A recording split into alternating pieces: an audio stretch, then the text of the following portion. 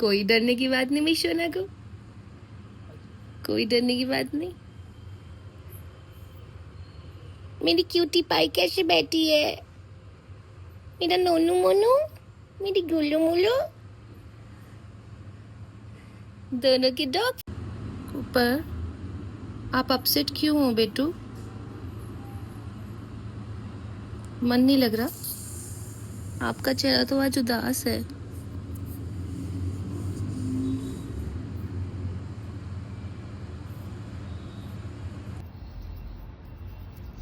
तो दांत साफ कर रहे होते हैं साले, ऊपर से तो बदतमीजी दिखा रहा है। देखा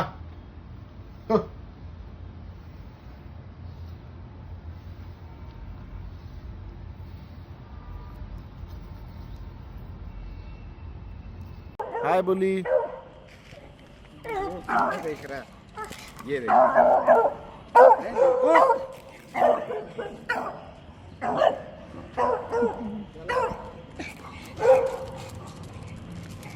ऊपर तो क्यों जा रहा है? इधर आ।